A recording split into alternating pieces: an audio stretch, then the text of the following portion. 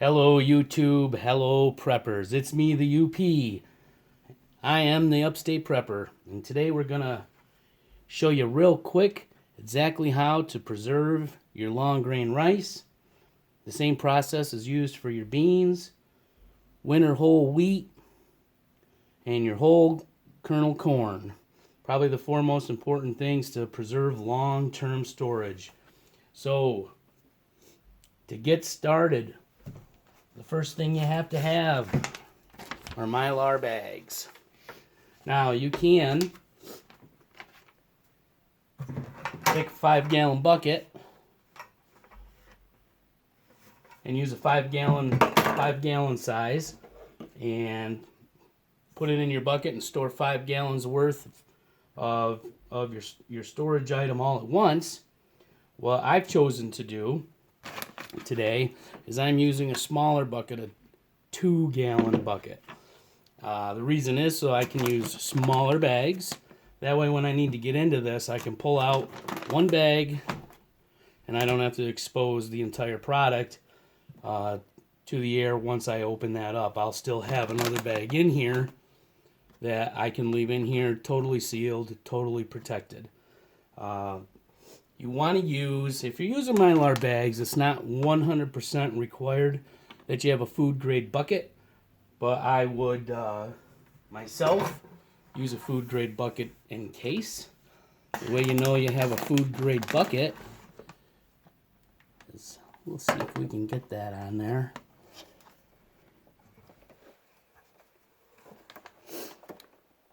Right here. I don't know if you can see that. But on the bottom of your bucket, there's going to be a number, a 1 or a 2, or you want a bucket that's got the number 2 on it. Bucket with the number 2. That is a food grade bucket, just like this one does. You want your lids to have that nice rubber seal right here that goes around. So when you put this lid on there, you've got this rubber seal that's gonna create yourself a nice airtight seal on your bucket. So those are the two important things. Make sure you got a food grade bucket, number 2 food grade bucket, and make sure your lid has got the rubber airtight seal. So what I did so far is I've already started these 2 bags. I've got my rice inside of them. I've done about 2/3 so far that I've sealed. We use a normal hair straightener. Take that from your wife, take it from your daughter, borrow it to use for this project. That's what works perfect. So we've already sealed these 2 bags partially.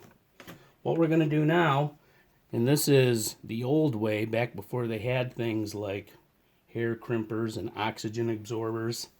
I'm going to take a bay leaf. I happen to have a lot of these laying around because I use them in my homemade spaghetti sauce and my homemade pizza sauce. So we're going to take a bay leaf. This helps to keep critters away. This is what we used to use back before the days of oxygen absorbers. We're going to throw that right in there. Now the oxygen absorber is going to do the job, but the smell and the flavor of the bay leaf will be incorporated into your product, and it will give it a nice added flavor. So we're going to put one in just for fun. Now, with the little bit we still have open, we have here an oxygen absorber. If you're using a 5-gallon bucket, you want to use anywhere from a 1200 to a 2000 cc oxygen absorber. These are 1-gallon bags, so we're going to use a 300 cc oxygen absorber. Should be good. Keep in mind when you pull these out of the wrap that they come in, they start getting warm, they start getting activated. So you want to go as quick as you can because we're going to have to reseal these back up. The way that you know you're good is they're nice and flexible. You move it all around. If it's hard, solid as rock, it's no good anymore. So just drop that in there real quick. straightener out. We're going to press the extra air out of it. And now we seal the rest. You don't want to hold this on there too long, or else you're going to burn your bag, catch it on fire. Start over here a little bit more.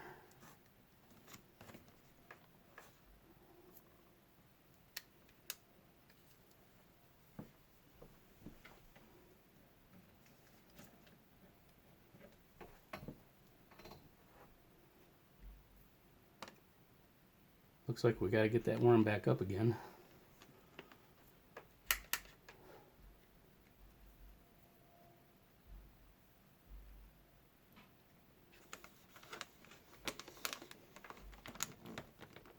All right, there we go.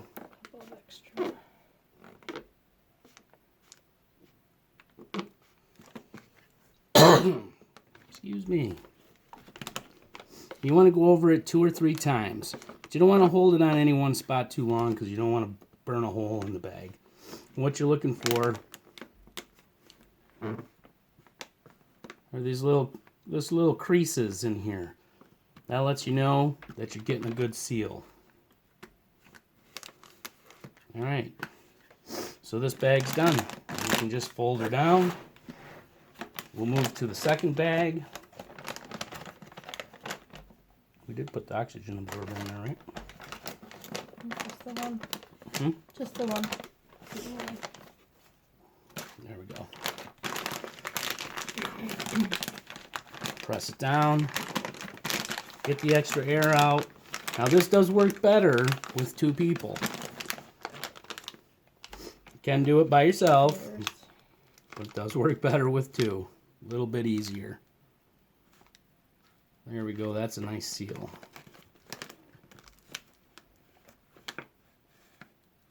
Be careful holding it. It does get hot.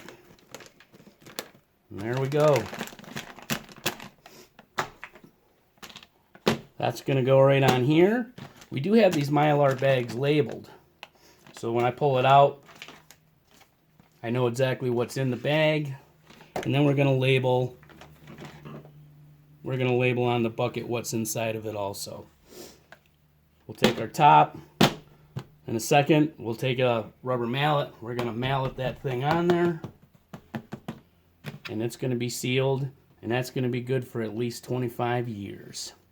If not longer. All right, everybody.